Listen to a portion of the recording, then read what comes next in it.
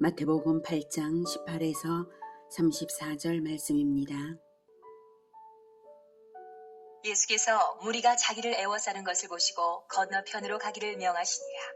한 서기관이 나와 예수께 아뢰되 선생님이여, 어디로 가시든지 저는 따르리이다. 예수께서 이르시되 여우도 굴이 있고 공중의 새도 거처가 있으되 인자는 머리 둘 곳이 없다 하시더라. 제자 중에 또 한 사람이 이르되 주여, 내가 먼저 가서 내 아버지를 장사하게 허락하옵소서. 예수께서 이르시되 죽은 자들이 그들의 죽은 자들을 장사하게 하고 너는 나를 따르라 하시니라. 사랑하는 형제 여러분, 5월 7일 토요일 새벽 목상에 오신 것을 환영합니다.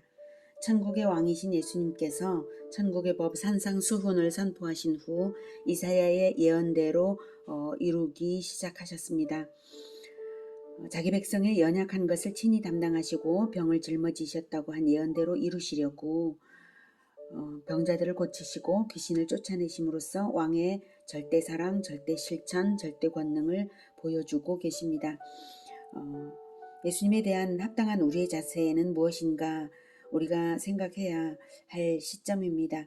예수님을 애워싸는 무리가 많았지만 예수님은 오히려 무리를 피하셨습니다. 예수님의 관심의 초점은 무리가 아니라 합당한 자세로 예수님을 따르는 제자를 찾는 일이었습니다. 예수님께 합당한 자세가 무엇인지 오늘 배우겠습니다. 18절 예수께서 무리가 자기를 애워싸는 것을 보시고 건너편으로 가기를 명하셨죠. 건너편은 갈릴리 바다의 동쪽 가다라 지방으로 가자고 제자들에게 명하신 것입니다. 34절에 보면 가다라 지방에 간 것을 확인할 수 있습니다. 기적에 대한 호기심과 육적인 생각으로 몰려든 무리로부터 떨어져서 제자들을 교육하기 원하셨습니다. 여기서부터는 제자화에 초점이 있습니다. 그렇게 떠나고자 할 때에 19절에 한 서기관이 나와 선생님이여 어디로 가시든지 저는 따르리이다 라고 했습니다. 서기관은 그 당시 성경교사죠. 그런 사람이 제자가 되겠다고 자청하니 반가울 것 같은데 우리 생각이라면. 그런데 예수님의 대답은 의외였습니다. 여우도 굴이 있고 공중의 새도 거처가 있으되 인자는 머리 둘 곳이 없다 라고 말씀하셨죠. 따르라는 말씀인가요? 아닌가요? 직접적으로는 긍정도 부정도 않으시고 다만 고난을 감수해야 하는 것이 제자의 길인 것을 알게 하셨습니다. 거절이라고 보이죠. 그런데 또 다른 사람에게는 22절에 너는 나를 따르라 하고 전혀 다르게 반응을 하셨어요. 왜 그럴까요? 예수님은 사람의 마음을 다 아시는 분이시므로 따르고자 하는 목적이 무엇인지에 따라 다르게 대응하신 것입니다. 아마도 서기관은 예수님을 통해 출세를 원했고 고난을 감내할 생각은 아니었던 것이죠. 그래서 예수님을 따르는 길은 여우나 공중의 새보다도 못한 정처 없는 삶이라고 밝혀 말씀하신 것입니다. 사실 본장의 34절에 나타난 바와 같이 온 시내가 예수를 만나려고 나가서 34절 보죠. 온 시내가 예수를 만나려고 나가서 보고 그 지방에서 떠나시기를 간구하더라 라고 하죠. 예수님이 머리 둘 곳이 없다는 것이 실제였기에 제자들도 함께 감당해야 하는 일인 것입니다. 한편 또 다른 그 두 번째 제자가 내가 먼저 가서 내 아버지를 장사하게 허락하옵소서 한 것은 아버지의 즉 아버지가 그 시각에 임종하셨다는 뜻이 아니라 임종했다면 지금 이 자리에 예수님이 계신 자리에 있을 리가 없죠. 임종하셨다는 뜻이 아니라 다만 늙으신 아버지의 장례 후에는 제자의 길을 따르겠다는 의미입니다. 제자의 길을 개인적인 미련으로 인해서 미적거리는 태도죠. 이 사람은 적어도 이기적 목적은 없는 자였기에 즉각적인 순종을 그에게 요구하셨습니다. 죽은 자들이 즉 영적으로 죽은 자들이 그들의 죽은 자들을 장사하게 하고 장례 정도는 영적으로 죽은 자들에게 맡겨둬라 이거죠. 장례를 치를 친척들은 너 말고도 얼마든지 있다라는 것입니다. 영에 속한 자들은 가장 우선적으로 영적인 일을 해야 한다는 말씀입니다. 생명을 가진 자는 생명을 위한 일을 하기 위해 생명을 따라야 한다는 말씀입니다. 핑계가 있다고 헌신을 포기하려고 들지 말라는 뜻입니다. 천국의 왕이신 예수님이십니다. 왕의 절대 사랑과 절대 실천, 절대 권능을 계속적으로 보여주시면서 주시는 도전의 말씀이십니다. 예수 제자 여러분, 우리가 그분께 보여드려야 할 합당한 태도는 절대 추종입니다. 예수님의 목적이 내 목적이고 예수님의 고난이 내 고난이고 예수님의 길이 내 길이라는 이 자세가 예수 제자의 합당한 자세입니다. 23절. 배에 오르심에 제자들이 따랐더니 바다에 큰 놀이 일어나 배가 물결에 덮이게 되었을 때 예수께서는 주무시는지라. 그 제자들이 나와 깨우며 이르되 주여 구원하소서 우리가 죽겠나이다. 예수께서 이르시되 어찌하여 무서워하느냐? 믿음이 작은 자들아. 하시고 곧 일어나사 바람과 바다를 꾸짖으시니 아주 잔잔하게 되거늘 그 사람들이 놀랍게 여겨 이르되 이가 어떠한 사람이기에 바람과 바다도 순종하는가? 하더라. 예수님은 무리를 피해 건너편으로 가자 하셨고 제자들과 함께 가다라 지방을 향해 배를 탔는데 이 즈음부터 제자들을 가리시고 제자들에 대한 가르침을 주시는 것이 나타납니다. 23절에 배에 오르심에 제자들이 따랐더니 라고 제자들에게 가르침을 주실 것을 암시하는 말이죠. 그렇다면 24절에서 큰 놀이 일어나 배가 물결에 덮이게 되었어도 주무시는 예수님의 모습은요, 제자들에게 주시는 일종의 가르침, 행동 언어입니다. 26절에 어찌하여 무서워하느냐 믿음이 작은 자들아 라는 말씀으로 미루어 확신할 수 있는 부분입니다. 예수 제자라면 육안에 보이는 것에 속지 말고 예수님과 연합되어 평안을 유지하는 것이 필요합니다. 예수 제자의 길이라는 것이 풍랑이 늘 있는 길이거든요. 예수님은 결코 안주하지 않으셨습니다. 새로운 장, 새로운 국면으로 이동하시며 전도와 가르침의 도전을 계속하셨습니다. 예수 제자 역시 그런 삶을 살아야 합니다. 그러니 큰 놀이 일어나는 인생에서 눈앞의 현상에 매몰되지 않는 훈련이 필요합니다. 믿음의 눈으로 보고 흔들림 없이 가는 것이 예수 제자의 자세라야 합니다. 예수 제자는 작은 믿음이 아니라 큰 믿음을 가지기를 원하시는 것이 예수님의 마음이십니다. 예수님은 곧 일어나셔서 바람과 바다를 꾸짖으시니 아주 잔잔하게 되었죠. 제자들은 놀랍게 여겨서 말을 하기를 이가 어떠한 사람이기에 바람과 바다도 순종하는가 하였습니다. 예수님은 제자들에게 예수님이 어떤 분이신지 분명히 보여주셨습니다. 그것은 창조주 하나님이시라는 사실입니다. 바람과 바다를 만드신 분이시므로 명령하시고 순종시키신 것입니다. 제자들은 자기들이 따르는 예수님이 그리스도이심을 믿는다면 이사야가 예언한 의미를 깊이 생각했어야 합니다.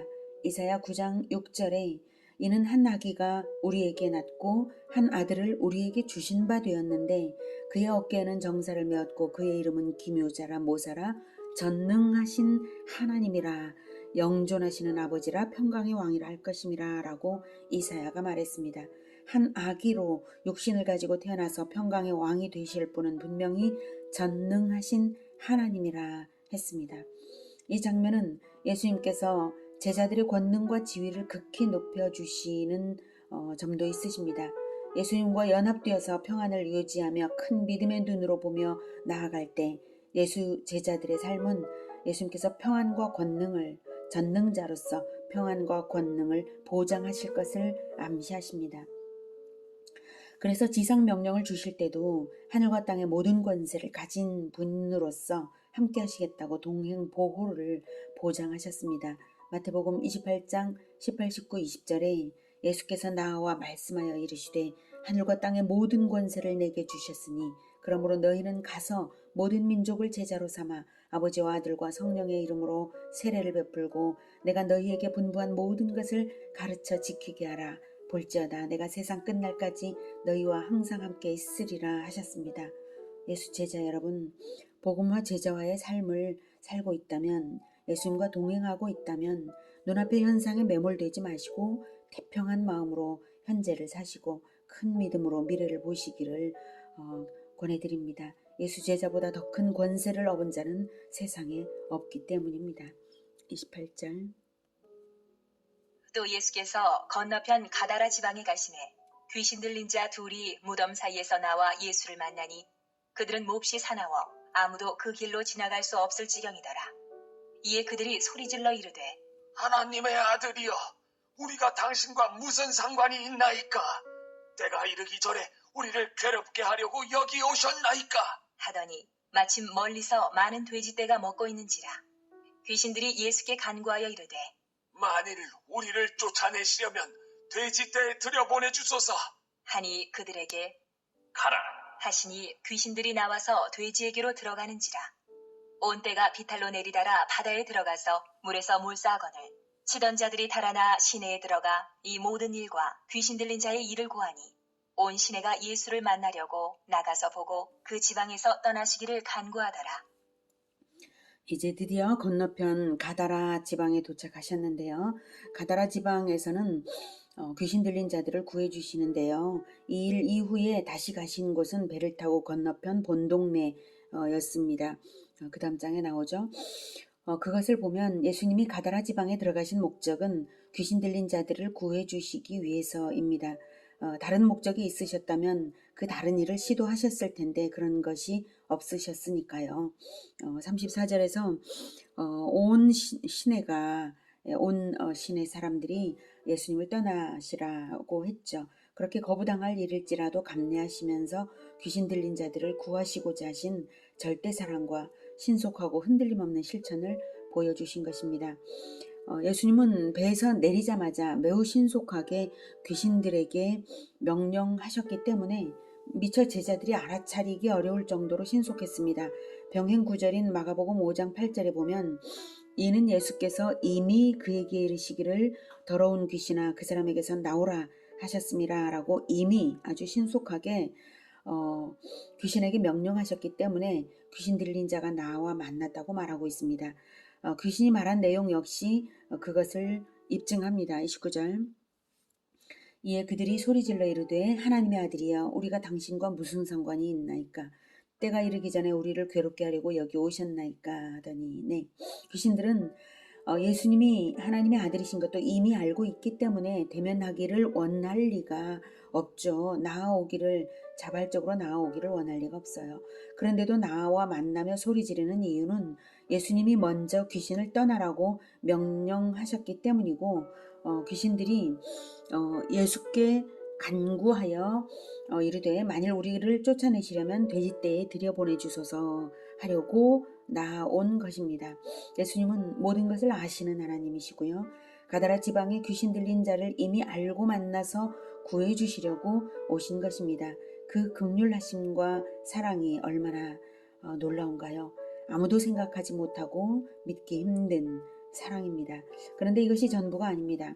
예수님은 귀신들의 요구를 들어주면 일어날 일이 무엇인지를 모르실 분이 아니시죠. 온 시내가 예수를 만나려고 나가서 보고 그 지방에서 떠나시기를 간구할 것을 이미 아시지만 귀신들의 요구를 들어주십니다. 한 사람의 생명을 구원하는 일이 돼지떼의 몰사보다 중요했기 때문이죠. 마가복음 5장 13절에는 그 돼지떼가 2,000마리나 되었다고 증언합니다. 엄청난 경제적 손실을 가다라 지방에 입히는 일이지만 예수님은 한 사람의 생명을 구원하기 위해 머뭇거림이 없으셨습니다. 한편 가다라 지방 사람들의 마음의 냉랭함에도 우리가 놀라야 합니다. 귀신 들린 자가 회복된 기적이 얼마나 큽니까?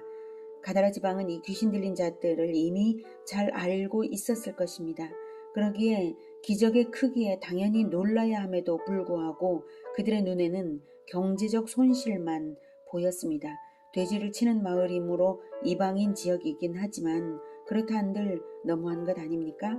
왜 예수님의 구세주 되심이 그들의 눈에는 안 보이는 것일까요? 그것은 그들의 마음이 청결하지 못하기 때문에 하나님이 발견되지 않는 것입니다. 마태복음 5장 8절에서 마음이 청결한 자는 복이 있나니 그들이 하나님을 볼 것이라고 했습니다.